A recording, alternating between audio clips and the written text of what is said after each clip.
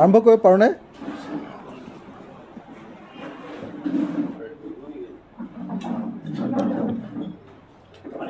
এই তেখেতৰ নাই হোৱা বুলি ক'লে কৰোঁ। নমস্কাৰ।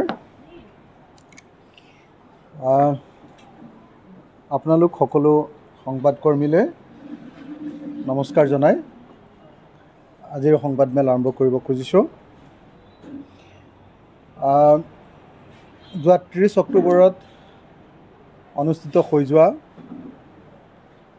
অসম বিধানসভাৰ 5খন আসনৰ উপ নিৰ্বাচনৰ ফলাফল সম্পৰ্কত আমাৰ এই সংবাদমেল আয়োজন কৰা হৈছে। প্ৰথমতে এই 5খন আসনত জয়ী হোৱাৰ কাৰণে আমি বিজেপি দল আৰু চৰকাৰক আনুষ্ঠানিকভাৱে অভিনন্দন জ্ঞাপন কৰিছোঁ। আৰু যিকেইজন প্ৰাৰ্থীয়ে এই নিৰ্বাচনত জয়ী হ'ল তেখেতসকলকো আমি অভিনন্দন জনাইছোঁ। আজিৰ এই সংবাদমেলখনৰ জৰিয়তে আমি অসমৰ ৰাইজক ভোটাৰ ৰাইজক বিশেষভাৱে থাওৰা আৰু মৰিয়নিৰ ৰাইজক ধন্যবাদ জ্ঞাপন কৰিব খুজিছোঁ। যিহেতু ৰাইজৰ দলে কেৱল 2টা বিধানসভা সমষ্টিত আমি প্ৰাৰ্থিত্ব দিছিলোঁ, থাওৰা আৰু মৰিয়নি, গতিকে থাওৰা আৰু মৰিয়নিৰ ভোটাৰ ৰাইজক আমি ধন্যবাদ জনাইছোঁ। বিশেষভাৱে ধন্যবাদ জনাইছোঁ থাওৰাৰ যিসকল ৰাইজে আমাক ভোট দিলে। 24,395 জন ভোটাৰক, যিসকলে এটা নতুন দল, নতুন আঞ্চলিক দল, নতুন জাতীয়তাবাদী দল, নতুন এটা প্ৰমিজিং দলক ভোট দিলে, ৰাইজৰ দলক ভোট দিলে। থাওৰা বিধানসভা সমষ্টিৰ সেই 24,395 জন ভোটাৰক আমি ৰাইজৰ দলৰ তৰফৰ পৰা আনুষ্ঠানিকভাৱে ধন্যবাদ, কৃতজ্ঞতা আৰু অভিনন্দন জ্ঞাপন কৰিছোঁ।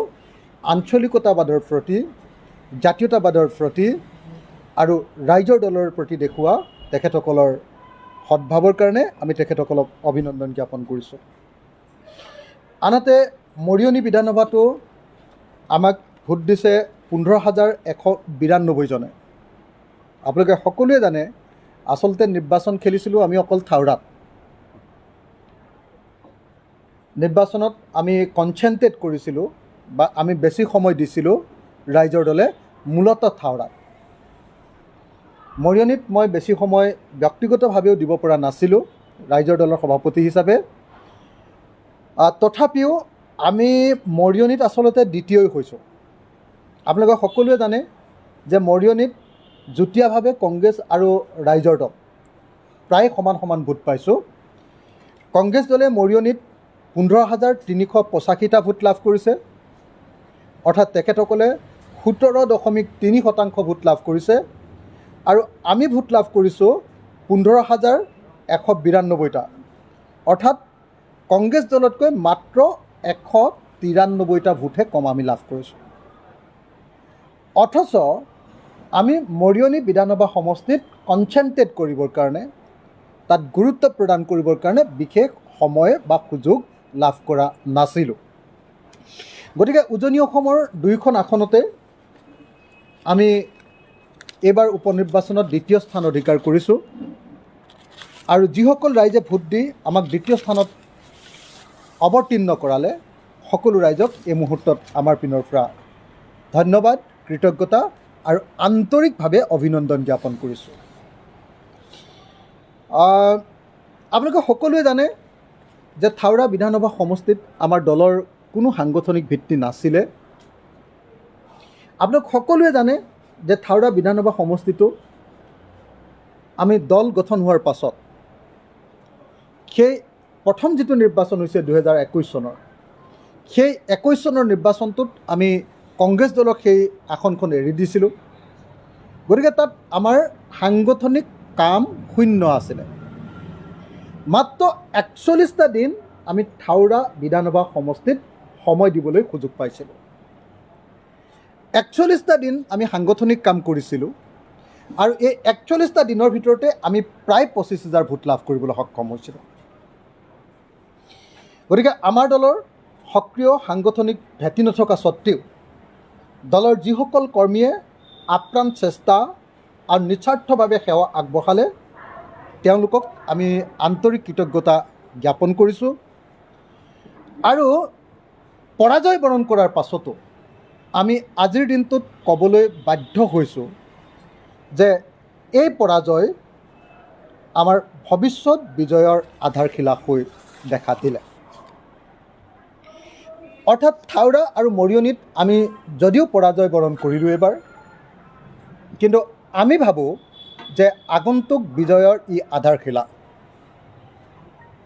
আমি ভাবোঁ যে মাত্ৰ 41 দিনতে যদি আমি দ্বিতীয় স্থানলৈ উত্তীৰ্ণ হ'ব পাৰোঁ, যদি মাত্ৰ 41 দিনৰ কষ্ট কৰিয়ে গোটেই চৰকাৰখনক যদি আমি হিলাই দিব পাৰোঁ, মাত্ৰ 41 দিন কষ্ট কৰিয়ে যদি গোটেই অসমৰ মুখ্যমন্ত্ৰী, অসম বিধানসভাৰ মন্ত্ৰীসভাৰ আটাইবিলাক মন্ত্ৰী, কেন্দ্ৰীয় মন্ত্ৰী 2জন, 20জনকৈ বিধায়ক, এই আটাইবিলাক বহিবলগীয়া অৱস্থাৰ সৃষ্টি হয়।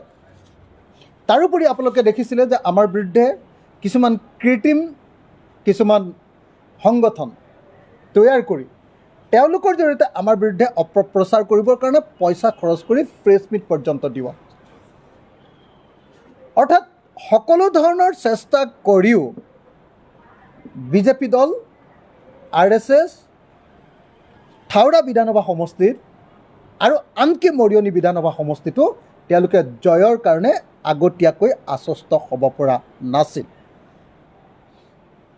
গতিকে থাওৰা বিধানসভা সমষ্টিৰ নিৰ্বাচন আৰু মৰিয়নি বিধানসভা সমষ্টিৰ নিৰ্বাচন, এই দুটা নিৰ্বাচনৰ অনুশীলনে আমাক এইটো প্ৰতীয়মান কৰিলে যে আমি যাকে তাকে পৰাজিত কৰিব পৰাৰ কাৰণে সক্ষম এটা ৰাজনৈতিক দল।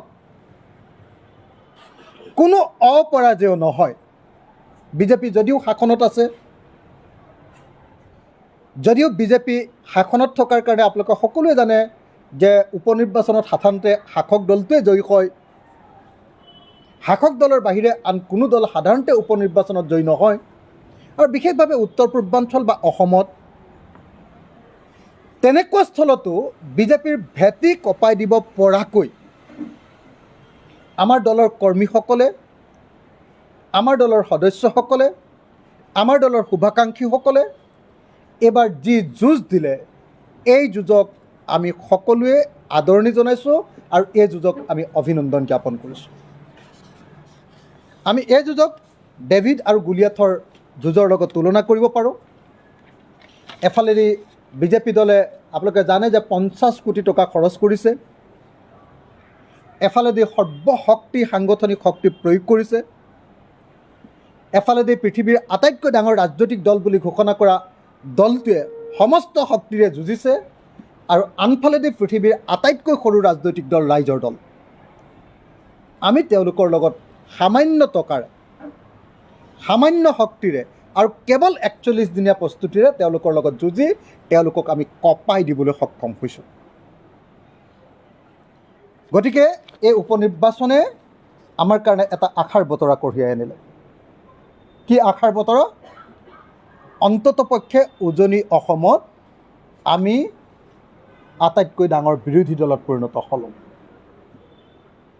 আজি কংগ্ৰেছ দলে আপোনালোকে দেখিছে, আজি কংগ্ৰেছ দলে উজনি অসমত কিমান ভোট পাইছে। যি সময়ত আমি থাওৰা বিধানসভা সমষ্টিত 24,395টা ভোট লাভ কৰিলোঁ, সেই সময়ত কংগ্ৰেছৰ মনোৰঞ্জন কোঁৱৰে লাভ কৰিছে 5,892টা মাত্ৰ ভোট।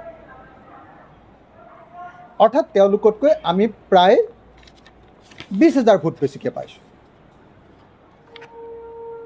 কংগ্ৰেছ দল সম্পূৰ্ণৰূপে ধূলিচ্ছাত হৈ গৈছে। আৰু উজনি অসমত ৰাইজে, অৰ্থাৎ আমি য'ত য'ত নিৰ্বাচন খেলিছোঁ তাত ৰাইজে আমাকেই বিজেপিৰ বিকল্পৰূপে গ্ৰহণ কৰিছে।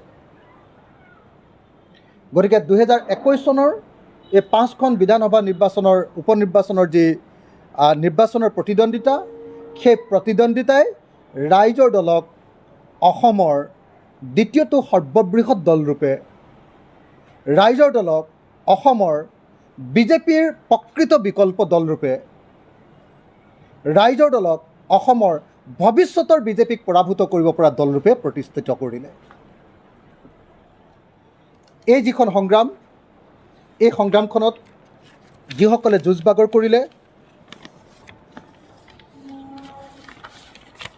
সেই সকলোকে আমাৰ দলীয় কৰ্মী, আমাৰ শুভাকাংক্ষী, থাওৰাৰ ৰাইজ, সচেতন ৰাইজ, মৰিয়নিৰ সচেতন ৰাইজ, যিসকলে সকলো প্ৰলোভন, সকলো ধনবল, সকলো বল বাহুবল, সেই সকলোবিলাকক ওলাই কৰি ৰাইজৰ দলক ভোট দিলে, তেখেতসকলে অসমত নতুন আঞ্চলিকতাবাদৰ আধাৰ স্থাপন কৰিলে।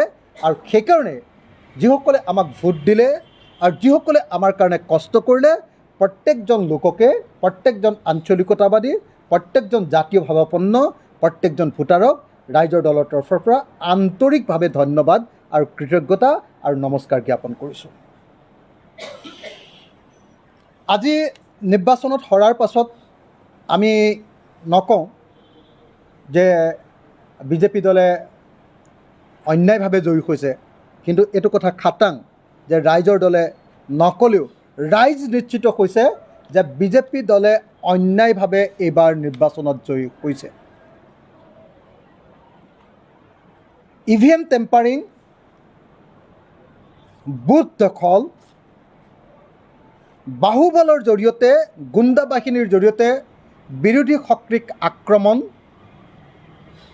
আমাৰ কাৰ্যালয় ধ্বংস কৰা, ব্যাপক ৰূপত প্ৰলোভন, ব্যাপক ৰূপত ধন বিতৰণ, সেই সমস্ত অপকৰ্ম এইবাৰ বিজেপি আৰু RSS দলে কৰা আমাৰ সন্মুখত আমি দেখিবলৈ পালোঁ।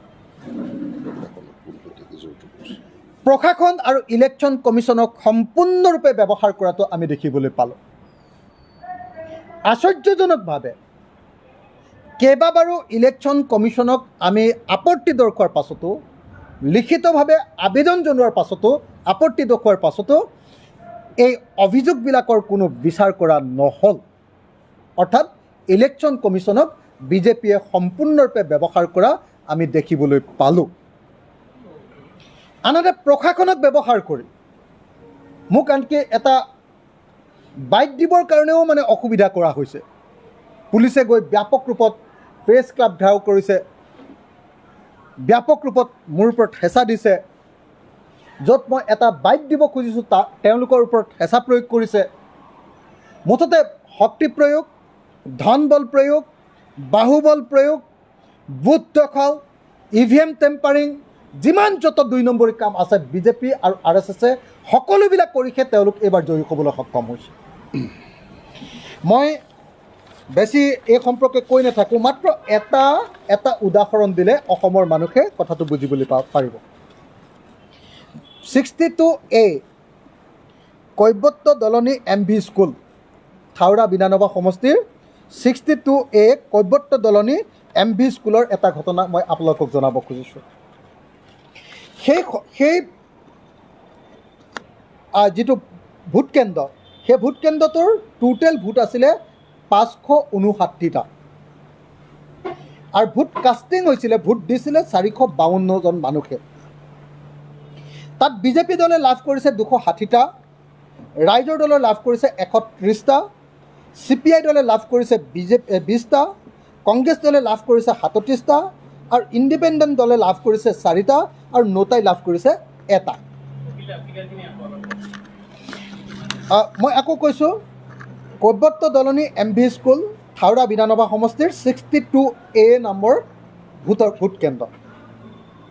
তাত সৰ্বমুঠ ভোট আছিলে 559টা আৰু ভোট প্ৰদান কৰিছিলে 452টা।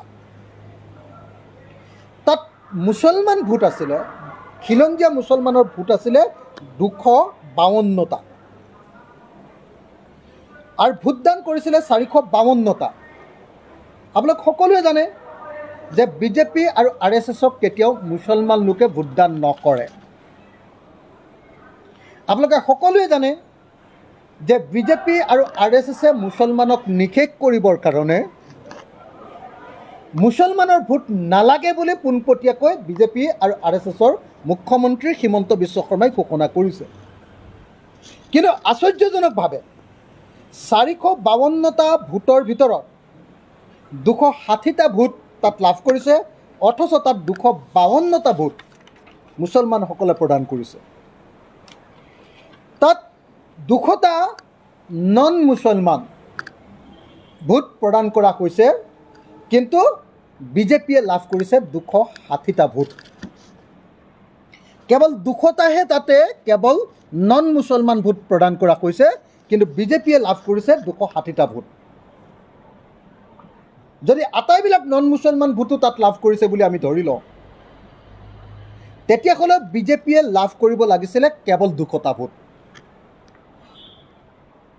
সকলোৱে জানে যে এই 252টা মুছলমান ভোটৰ প্ৰায় আটাইবিলাকে আমাক ভোটদান কৰিছে ৰাইজৰ দলত। ধৰি ল'লোঁ তাৰে 37টা কংগ্ৰেছে ভোট পাইছে, তাৰো গোটেইখিনি মুছলমান ভোটেই বুলি ধৰি ল'লোঁ। CPI দলে 20টা ভোট পাইছে, সেইবিলাকো মুছলমান ভোট বুলিয়ে ধৰি ল'লোঁ। তেতিয়াও অন্ততঃ আমি 200টা ভোট তাৰ পৰা লাভ কৰিব লাগে, অকল মুছলমান ভোট। বাকী যিবিলাক ভোট আছে সেইবিলাকৰ কথা বাদেই দিলোঁ। কিন্তু দুৰ্ভাগ্যজনকভাৱে আমি তাত ভোট লাভ কৰিছোঁ কেৱল 130টা ভোট। অৰ্থাৎ সেই কেন্দ্ৰটোত যে EVM টেম্পাৰিং বা বুথ দখলৰ জৰিয়তে ভোট প্ৰদান কৰা হৈছে, এই কথাটো যে 100% খাটাং, এই কথাটো আমাক তাৰ স্থানীয় ৰাইজে আমাক লিখিতভাৱে এই কথাটো জনাইছে। গতিকে আমি আপোনালোকক ক'ব খুজিছোঁ যে বিজেপিয়ে যদিও এই জয় লাভ কৰিছে, এয়া অনৈতিক বিজয়। বিজেপিয়ে যদিও এই জয় লাভ কৰিছে, এই জয় সম্পূৰ্ণৰূপে 2 নম্বৰী জয়। যদিও বিজেপিয়ে এই জয় লাভ কৰিছে, এই জয় বুথ দখলৰ জৰিয়তে লাভ কৰা জয়, EVM টেম্পাৰিঙৰ জৰিয়তে লাভ কৰা জয়, ধনৰ জৰিয়তে লাভ কৰা জয় আৰু বাহুবলৰ জৰিয়তে লাভ কৰা জয়। গতিকে যদিও আমি কেণ্ডিডেটসকলক অভিনন্দন জনাইছোঁ, কিন্তু নিশ্চিতভাৱে আমি ঘোষণা কৰিব খোজোঁ যে উপনিৰ্বাচনত EVM দখলৰ জৰিয়তে, EVM টেম্পাৰিঙৰ জৰিয়তে, বুথ দখলৰ জৰিয়তে, বাহুবল প্ৰয়োগৰ জৰিয়তে, টকা প্ৰয়োগৰ জৰিয়তে, ধন বলৰ জৰিয়তেহে এই নিৰ্বাচনত তেওঁলোক জয়ী হৈছে। আমি এই সম্পৰ্কে লিখিতভাৱে ইলেকশ্যন কমিশ্যনক জনাইছিলোঁ। এই সম্পৰ্কত কমপ্লেইন কৰা হৈছিলে। মৰিয়নিতো ইলেকশ্যন এজেণ্টে এই সম্পৰ্কে ইলেকশ্যন কমিশ্যনক দৃষ্টিগোচৰ কৰিছিলে, কিন্তু দুৰ্ভাগ্যৰ কথা যে এই সম্পৰ্কত ইলেকশ্যন কমিশ্যনে কোনো ধৰণৰ ব্যৱস্থাই গ্ৰহণ নকৰিল। গতিকে আমি এই মুহূৰ্তত আপোনালোকক আকৌ জনাব খুজিছোঁ যে বিজেপিৰ জয়ক আমি কেতিয়াও প্ৰকৃত জয় বুলি ঘোষণা কৰিব নোৱাৰোঁ। এয়া জনতাৰ বিজয় নহয়, এয়া হ'ল বাহুবলৰ জয়, এয়া হ'ল EVM টেম্পাৰিঙৰ জয়, এয়া হ'ল ধন বলৰ জয় আৰু এয়া হ'ল 2 নম্বৰী জয়। এই কথাটো আপোনালোকৰ সন্মুখত ঘোষণা কৰিব খুজিছোঁ। মই আৰু বেছি দীঘলীয়া কৰিব খোজা নাই। মই আপোনালোকক আকৌ এবাৰ জনাব খুজিছোঁ যে উজনি অসমত এই নিৰ্বাচনে উজনি অসমত আমাক দ্বিতীয় সৰ্ববৃহৎ দলৰূপে প্ৰতিষ্ঠা কৰিলে। অসমৰ ৰাইজে, অসমৰ ভোটাৰ ৰাইজে আমাক বিজেপি আৰু RSSৰ বা মিত্ৰজোঁটৰ এটা বিকল্প শক্তিৰূপে, প্ৰকৃত বিকল্প শক্তিৰূপে আমাক ইতিমধ্যে প্ৰতিষ্ঠা কৰিলে। মাত্ৰ 41 দিনীয়া পৰিক্ৰমাৰে বিজেপিৰ দৰে এটা সৰ্বশক্তিমান বুলি ভবা ৰাজনৈতিক দলক আমি যি প্ৰত্যাহ্বান জনালোঁ, সন্মুখৰ পৰা আমি যিধৰণে তেওঁলোকক ভয় খুৱাই দিলোঁ, এইটো অসমৰ ৰাজনৈতিক ইতিহাসৰে এটা অত্যন্ত গুৰুত্বপূৰ্ণ অধ্যায়।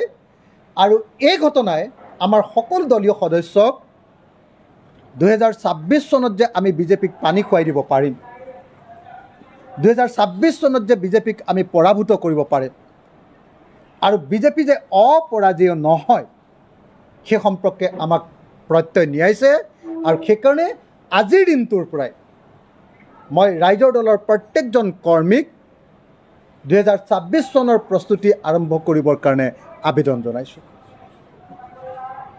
আমি সংকল্প গ্ৰহণ কৰিছোঁ যে আজিৰ দিনটোৰ পৰাই সাম্প্ৰদায়িক ফেচিবাদী দেশ বিক্ৰী কৰা বিজেপিক পৰাভূত কৰিবৰ কাৰণে ৰাইজৰ দলৰ নেতা আৰু কৰ্মীসকলে আজিৰ দিনটোৰ পৰাই কাম আৰম্ভ কৰিব আৰু 2026 চনত বিজেপিক আমি পৰাভূত কৰিবলৈ সক্ষম হ'ম আৰু 2024তো বিজেপি দলক আমি প্ৰত্যাহ্বান জনাম, লোকসভা নিৰ্বাচনতো আমি তেওঁলোকক প্ৰত্যাহ্বান জনাম। এই কথাটো আমি ৰাজহুৱাকৈ আজি ঘোষণা কৰিছোঁ। 2021 চনৰ পাঁচখনৰ উপ নিৰ্বাচনৰ যি শিক্ষা, সেই শিক্ষাই আমাক উৎসাহিত কৰিছে, সেই শিক্ষাই ৰাইজৰ দলক উৎসাহিত কৰিছে আৰু এই শিক্ষাৰ পৰা, এই অনুশীলনৰ পৰা শিক্ষা লাভ কৰি 2024 আৰু 2026 চনত বিজেপি RSSক পৰাভূত কৰিবৰ কাৰণে আমি আগবাঢ়ি যাম। এই কথাটো ৰাজহুৱাভাৱে আজি ঘোষণা কৰিছোঁ। ধন্যবাদ। জয় আই অসম।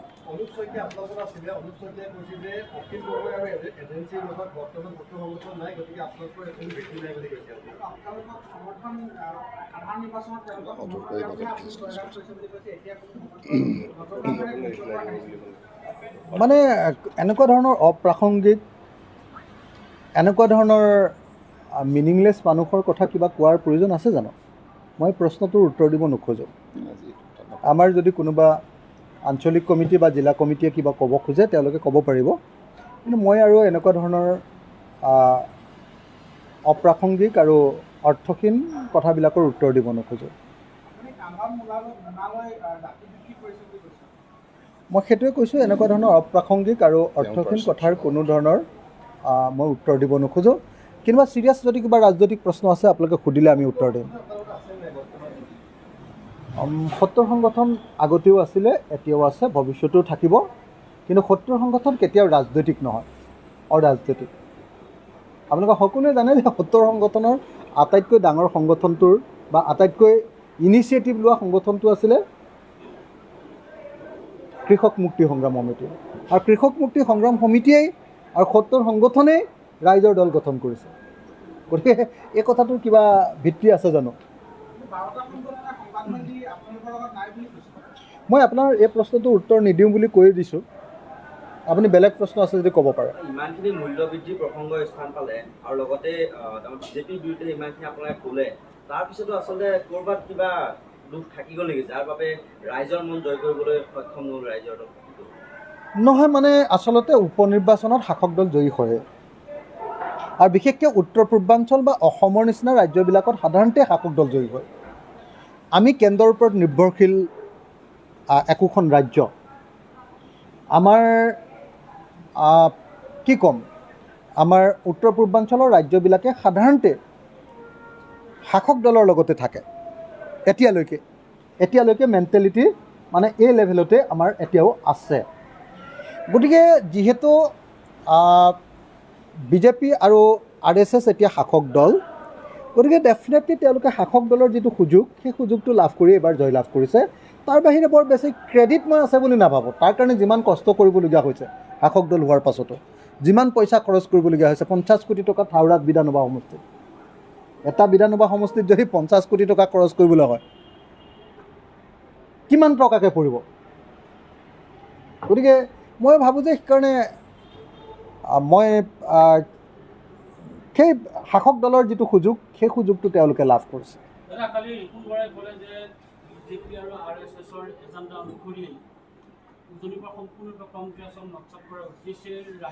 মই আপোনাক এটা কথা কওঁ, মানে কংগ্ৰেছ দল যিধৰণে ধৰাশায়ী হৈছে, হয়, সেইটোৱে কংগ্ৰেছ দল যিধৰণে ধৰাশায়ী হৈছে, এতিয়া ৰিপুণ বৰাই হওক বা ভূপেন বৰাই হওক, তেওঁলোকে দুই এটা হট ডাইলগ মৰাৰ বাহিৰে কোনো ৰাস্তা নাই। গতিকে হট ডাইলগটো তেওঁলোকে বিজেপি আৰু RSSৰ বিৰুদ্ধে মাৰিবই নোৱাৰে, কাৰণ তেওঁলোক বিজেপি RSSৰ পকেটত আছে। ৰিপুণ বৰাই হওক বা ভূপেন বৰাই হওক, তেওঁলোকে বিজেপি RSSৰ এজেণ্ডা মতে চলে, বিজেপি RSSৰ লগত বুজাবুজি কৰি চলে। গতিকে ডাইলগটো যিহেতু আমিয়ে আছোঁ, মাৰিব পৰাকৈ আৰু শক্তি আৰু 3 নম্বৰ শক্তিটো আমিয়ে নহয় জানো, ৰাইজৰ দল। গতিকে আমাৰ ওপৰতে দুই এটা ডাইলগ মাৰি ৰিপুণ বৰা আৰু ভূপেন বৰাই সন্তুষ্টি যে লাভ কৰিছে তাৰ কাৰণে তেওঁলোকক মই ধন্যবাদ জ্ঞাপন কৰিছোঁ। আৰু এটা কথা মই কওঁ দেই, আপোনালোকক এটা কথা কওঁ, চাওক, মানে এটা বিৰোধী দলে আক্ৰমণ কৰিব লাগে শাসক দলক, কংগ্ৰেছে আক্ৰমণ কৰিব লাগে বিজেপিক, CPI আক্ৰমণ কৰিব লাগে বিজেপিক, হয়নে? AIDFে আক্ৰমণ কৰিব লাগে বিজেপিক। আজি প্ৰেছ মিটখনত মইতো 24 ঘণ্টা বিজেপিকে আক্ৰমণ কৰিলোঁ। মই যিমানখিনি কথা ক'লোঁ 100% বিজেপিৰ বিৰুদ্ধে, কিন্তু ভূপেন বৰা বা ৰিপুণ বৰাই বা CPI দলে বা আপোনাৰ AIDFে তেওঁলোকে আকৌ আক্ৰমণ কৰে ৰাইজৰ দলক। গতিকে এজেণ্ডা কাৰ কি সেইটো ৰাইজে বুজিবলৈ বাকী আছে নেকি? যিটো কাৰণত আজি কি হৈছে যে আজি আপোনালোকে দেখিলে যে দুটা বিধানসভা সমষ্টিত খেলিলোঁ, দুইটাতে আমি দ্বিতীয় শক্তিৰূপে পৰিগণিত হ'লোঁ। যি কাৰণত কংগ্ৰেছ নিজে নিজে অপ্ৰাসংগিক হৈছে। আক্ৰমণ কৰিব লাগে বিজেপিক, আক্ৰমণ কৰে ৰাইজৰ দলক, আক্ৰমণ কৰিব লাগে হিমন্ত বিশ্ব শৰ্মাক, আক্ৰমণ কৰে অখিল গগৈ, আক্ৰমণ কৰিব লাগে নৰেন্দ্ৰ মোদীক, আক্ৰমণ কৰে অখিল গগৈ। গতিকে তেওঁলোকে আৰু ক'ত বিৰোধী দল হৈ থাকিব? তেওঁলোক আচলতে বিজেপি RSSৰে এটা পাৰ্টনাৰ টীমত পৰিণত হৈছে। গতিকে মুখেৰে যদিও তেওঁলোক বিৰোধী দল, তেওঁলোক আচলতে বিজেপিৰ এতিয়া এজেণ্ডাত তেওঁলোকে চলে, বিজেপিৰ এজেণ্ট ৰূপে তেওঁলোকে কাম কৰে। গতিকে এই সম্পৰ্কে মোৰ বিশেষ ক'বলগীয়া নাই।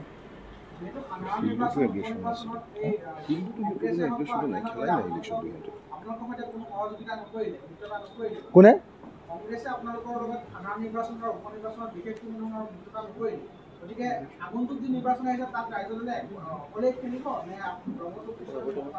নহয়, মই ভাবোঁ যে মই সদায় এটা কথা বা আমাৰ ৰাইজৰ দলে সদায় এটা কথা কৈ থাকোঁ যে বিজেপি RSSক আমি অসমৰ পৰা বিদায় দিবৰ কাৰণে সকলো বিৰোধী শক্তি একলগ হোৱা উচিত। কিন্তু কংগ্ৰেছে এইটো বিচৰা নাই। এইটো কালি আপোনাৰ কংগ্ৰেছ দলৰ ৰাজ্যিক সভাপতি ভূপেন বৰা ডাঙৰীয়াই কালি একদম সংবাদমেলত স্পষ্টকৈ কৈছে যে তেওঁলোকে বিৰোধী শক্তিবিলাক একলগ হোৱাটো বিচৰা নাই, তেওঁলোকে অকলে নিৰ্বাচন খেলাটো বিচাৰিছে আৰু অকলে নিৰ্বাচন খেলিছে। কিন্তু আমি ৰাইজৰ দলে বিচাৰোঁ যে সকলো বিৰোধী শক্তি একলগ হওক আৰু সকলো বিৰোধী শক্তিয়ে একলগ হৈ বিজেপি আৰু RSSৰ বিৰুদ্ধে ঐক্যবদ্ধ হওক। আৰু আশ্চৰ্যজনকভাৱে আপোনালোকে আচৰিত পাব যে থাওৰাতটো আচলতে কংগ্ৰেছে ইলেকশ্যন খেলাই নাই, মৰিয়নিতটো আচলতে কংগ্ৰেছে ইলেকশ্যন খেলাই নাই। আৰু যিবিলাক দেখিলোঁ এতিয়া গোসাইগাঁওটো আপোনালোকক মই যদি হিচাপটো কৰি দেখুৱাওঁ, আপোনালোকে চাব দেই, গোসাইগাঁও সমষ্টিটো যদি একেবাৰে বেলেগ আটাইতকৈ পোনে পোনে বুজি পাবলগীয়া সমষ্টিটো হ'ল গোসাইগাঁও। চাব দেই, গোসাইগাঁও সমষ্টিটোত AIDFে পাইছে 19,255, কংগ্ৰেছে পাইছে 30,517 আৰু BPFে পাইছে 20,435। গোটেইকেইটা পাৰ্টীয়ে লগ লাগি, অৰ্থাৎ তেওঁলোকৰ যে মহাজোঁট আছিলে, মহাজোঁটে লগ লাগি পাইছে 70,207টা। আৰু জিকিছে কোন? UPPLে পাইছে 58,769টা। অৰ্থাৎ মানে মহাজোঁটে মিত্ৰজোঁটতকৈ 11,438টা ভোট আপোনাৰ গোসাইগাঁও সমষ্টিটোত লাভ কৰিছে। এতিয়া যিহেতু ভূপেন বৰা ডাঙৰীয়া বা কংগ্ৰেছে অকলশৰীয়াকৈ নিৰ্বাচন খেলিম বুলি নিজকে ঘোষণা কৰি দিছে আৰু মহাজোঁট তেওঁলোকে ভংগ কৰি দিছে, তাৰ ফলস্বৰূপে তেওঁলোকে কি হ'ল, এই সমষ্টিটোত গোসাইগাঁও সমষ্টিটোত হাৰিলে। অৰ্থাৎ ভূপেন বৰা বা ৰিপুণ বৰা বা কংগ্ৰেছ দলে নিজে হাৰিম বুলিয়ে ইলেকশ্যন খেলিছে। এইবাৰ তেওঁলোকে বিজেপিক জিকাম বুলিয়ে ইলেকশ্যনটো এইবাৰ খেলিছে। গতিকে পৰিকল্পিতভাৱে বিজেপিক জিকাবৰ কাৰণে তেওঁলোকে যে এইবাৰ নিৰ্বাচনটো খেলিছে, এই কথাটো ইয়াতেই প্ৰমাণিত হৈছে। মই কংগ্ৰেছ দলক সমালোচনা কৰা নাছিলোঁ দেই, এটা বাক্যও কংগ্ৰেছ দলক কোৱা নাছিলোঁ। আপোনালোকে সোধাৰ প্ৰশ্নৰ উত্তৰতহে মই কংগ্ৰেছ দলৰ বিৰুদ্ধে বাক্যটো ক'বলগীয়া হৈছে। মই কংগ্ৰেছ দলৰ বিৰুদ্ধে কথা কৈ একো সন্তুষ্টি লাভ কৰা নাই, ভাল লগা নাই। আমি আক্ৰমণ কৰিব লাগে বিজেপিক, আমি আক্ৰমণ কৰিব লাগে RSSক, আমি আক্ৰমণ কৰিব লাগে মিত্ৰজোঁটক, চৰকাৰৰ পক্ষত থকা মিত্ৰজোঁটক। কিন্তু দুৰ্ভাগ্যৰ কথা যে কংগ্ৰেছে আক্ৰমণ কৰে আমাক, CPI আক্ৰমণ কৰে ৰাইজৰ দলক আৰু AIDFেও আক্ৰমণ কৰে ৰাইজৰ দলক। আমি সকলোৱে একলগে ইলেকশ্যনটো খেলিব লাগে। ইলেকশ্যনটো খেলিছোঁ আমি বেলেগে বেলেগে, আৰু সেই কথাটো কিয় বেলেগে খেলিছোঁ এই কথাটো কালিৰ দিনটোত আপোনালোকৰ সংবাদমেল পাতি মোকতো বেলেগে পঠিয়াইহে দিছে তেওঁলোকৰ সংবাদমেলৰ ভিডিঅ'টো। তাতো পোনপটীয়াকৈ ভূপেন বৰা ডাঙৰীয়াই কৈছে যে হয় আমি ইচ্ছাকৃতভাৱে আৰু পৰিকল্পিতভাৱে কংগ্ৰেছ দলে আমি অকলশৰীয়াকৈ নিৰ্বাচন খেলিছোঁ, আমি একলগ হ'ব খোলা নাছিল। গতিকে এতিয়া আৰু কংগ্ৰেছ দলে আমাকতো কথা কৈ লাভ নাই। কংগ্ৰেছ এতিয়া অসমৰ ৩ নম্বৰ শক্তি। অসমৰ এই মুহূৰ্তত শাসক দল হিচাপে বিজেপি 1 নম্বৰত আছে, আৰু 2 নম্বৰত আছোঁ আমি ৰাইজৰ দল, আৰু কংগ্ৰেছ আছে 3 নম্বৰত। ধন্যবাদ। ইলেকশ্যন গ'ল, আপোনালোকে স্থানীয় চৰকাৰে এতিয়াৰ পৰা আৰম্ভ কৰিব নিজৰ কাম, কিন্তু ৰাইজৰ যিসমূহ সমস্যা দাম বৃদ্ধিয়ে হওক বা নামনি মুখ্যমন্ত্ৰীৰ যি প্ৰকল্প এতিয়া সেই সমস্যালৈ আপোনালোকে কেনেকৈ আমি ৰাইজৰ দলে ইমিডিয়েটলি 2টা বিষয়ক লৈ কাম কৰিব খোজোঁ। 1 নম্বৰ বিষয়টো হ'ল যে ৰাইজৰ দলে আমি মূল্য বৃদ্ধিৰ বিৰুদ্ধে এক ধাৰাবাহিক প্ৰতিবাদী কাৰ্যসূচী গ্ৰহণ কৰিব খোজোঁ। সেই প্ৰতিবাদ বিধানসভাৰ ভিতৰতো হ'ব, সেই প্ৰতিবাদ বিধানসভাৰ বাহিৰতো হ'ব, আৰু সেই প্ৰতিবাদ সমগ্ৰ অসমৰ গণতান্ত্ৰিক আন্দোলনৰ জৰিয়তেও হ'ব। 1 নম্বৰ। আৰু ইমিডিয়েটলি আমি ৰাইজৰ দলে আন এটা বিষয় আগবঢ়াব খোজোঁ, সেইটো হ'ল যে অসমৰ খেতিয়কসকলৰ ধান যাতে FCIয়ে কিনে, আৰু FCIৰ লগতে অসমৰ এগ্ৰিকালচাৰ ডিপাৰ্টমেণ্টে যাতে কিনে, তাৰ কাৰণে ইমিডিয়েটলি ৰাইজৰ দলে অসমৰ খেতিয়কৰ ধান FCI ক্ৰয় কৰিব লাগিবই। আৰু অসমৰ কৃষি বিভাগে ক্ৰয় কৰিব লাগিবই। এই বিষয়টোৰ ওপৰতো আমি বিধানসভাৰ ভিতৰত, বিধানসভাৰ বাহিৰত, আৰু লগতে প্ৰতিবাদী কাৰ্যসূচীৰ জৰিয়তে আমি ধান বিক্ৰী কৰাটো, খেতিয়কৰ ধান চৰকাৰে ক্ৰয় কৰাটো বাধ্যতামূলক কৰিবৰ কাৰণে আমি কাম কৰিব খোজোঁ। এই 2টা বিষয় আমি অনতিবিলম্বে আগবঢ়াই লৈ যাম। ধন্যবাদ। হয়। ৰূপজ্যোতি কুৰ্মীয়ে কালিও আপোনাৰ বিষয়ে কিছু মন্তব্য কৰা দেখা গৈছে, আৰু তেওঁ এটা বিশেষ চিন এটা দিয়া কৰিছে, আজিকালি হাঁহি এটা মাৰে তেওঁ আপোনাৰ নামটো কৰি। যোৱাকালিও একে নিচিনা হৈছে। নিৰ্বাচন কিবা বেলেগ ধৰণৰ পৰ্যায় এটা পোৱা গৈ নাই বাৰু, মানে নিৰ্বাচনটো ৰাইজৰ মাজলৈ যিটো গৈছে আপোনালোকে যিটো মানে কথাটো হ'ল চাওক, ৰূপজ্যোতি কুৰ্মীৰ আচৰণ দুৰ্ভাগ্যজনক। ৰূপজ্যোতি কুৰ্মীৰ আচৰণ মূল্যবোধৰ ৰাজনীতিৰ বিপৰীত। আৰু আমাৰ এইটো দুৰ্ভাগ্য যে বৰ অশিক্ষিত, অমাৰ্জিত, ইনচেনচিবল, আনকালচাৰ্ড মানুহ কিছুমান ইতিমধ্যে আমাৰ ৰাজনীতিত সোমাই পৰিল। আৰু এই ৰাজনীতিটো আটাইতকৈ বেছিকৈ আছে RSS আৰু বিজেপিত। এনেকুৱা ধৰণৰ অসাংস্কৃতিক আৰু এনেকুৱা ধৰণৰ মূল্যবোধবিহীন তাচ্ছিল্য ভৰা পাতল ৰাজনীতিটো বিজেপি আৰু RSSৰ ৰাজনীতিৰ এটা অংগ। সেইকাৰণে ৰূপজ্যোতি কুৰ্মীৰ যিটো আচৰণ, সেই আচৰণো বিজেপি আৰু RSSৰ সামগ্ৰিক আচৰণৰ প্ৰতিফলন। তেওঁ যি ৰাজনীতিত গৈছে সেই ৰাজনীতিৰ প্ৰতিফলন ঘটাইছে তেওঁৰ হাঁহিৰ জৰিয়তে। আৰু সেইকাৰণে তেনেকুৱা ধৰণৰ হাঁহিক আমি মানে সমালোচনা নহয়, তেনেকুৱা ধৰণৰ হাঁহিক আমি সহানুভূতিৰে বিবেচনা কৰি তেওঁলোকৰ প্ৰতি মানে সহানুভূতি প্ৰদৰ্শন কৰাৰ বাহিৰে আন একো নাই। সেইকাৰণে মই RSS আৰু বিজেপিৰ ৰাজনীতিৰ পৰা ৰূপজ্যোতি কুৰ্মীৰ এই হাঁহিটোক আঁতৰাই চাব খোজা নাই। RSS আৰু বিজেপিৰ পাতল, তৰল আৰু ধ্বংসকামী ৰাজনীতিৰ এটা অংগ হ'ল ৰূপজ্যোতি কুৰ্মীৰ হাঁহিটো। মানে আচলতে এজন বিশ্বাসঘাতক, এজন প্ৰবঞ্চক, এজন প্ৰতাৰক আৰু এজন অৰ্হতাবিহীন মানুহ যেতিয়া সৌভাগ্যক্ৰমে এনেকৈ ধৰণে মাজে মাজে জিকি থাকে, তেতিয়া ৰাজনীতিত এনেকুৱা ধৰণৰ পৰিভাষাবিলাকৰ আগমন ঘটে। গতিকে আমি অসমৰ ৰাজনীতিলৈ আহিছোঁ দীৰ্ঘদিনীয়া ত্যাগ, দীৰ্ঘদিনীয়া পৰিশ্ৰম আৰু দীৰ্ঘদিনীয়া জাতীয় সংগ্ৰামৰ মাজেদি। আমি এইবিলাক কথাৰ উত্তৰটো তাৰমানে পাতল ধৰণে দিব নোৱাৰোঁ। মইতো আৰু ৰূপজ্যোতিৰ নিচিনাকৈ হাঁহিৰ উত্তৰটো দিব নোৱাৰোঁ। সেই হাঁহিটো মই জীৱনত মাৰিয়ে পোৱা নাই আজিলৈকে। তেনেকুৱা ধৰণৰ হাঁহি মই জীৱনত কেতিয়াও মাৰি পোৱা নাই। মই আটাইতকৈ দুৰ্বল মানুহজনৰ প্ৰতি আটাইতকৈ অনুকম্পা প্ৰদৰ্শন কৰোঁ। আটাইতকৈ দুৰ্বল ধৰক আজি সমাজত আটাইতকৈ দুৰ্বল মানুহজন আনৰ পৰা খুজি খোৱা মানুহজনক মানে দুৰ্বল মানুহ বুলি কয়। সেই তেওঁলোকৰ প্ৰতি আমাৰ গভীৰ আমাৰ সহানুভূতি আছে। গতিকে তেওঁলোকৰ প্ৰতি আমি সদায় আন্তৰিকভাৱে দুখিত। গতিকে ৰূপজ্যোতি কুৰ্মীয়ে যিটো হাঁহি মাৰিছে সেইটো হ'ল মানে মই কি ক'ম আৰু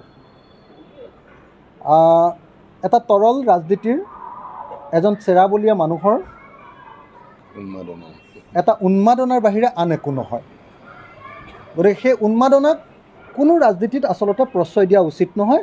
ৰাজনীতিটো বাদেই দিয়ক, কোনো সংস্কৃতিতে কোনো সমাজতে তেনেকুৱা ধৰণৰ উন্মাদনাক আমি প্ৰশ্ৰয় দিয়া উচিত নহয়।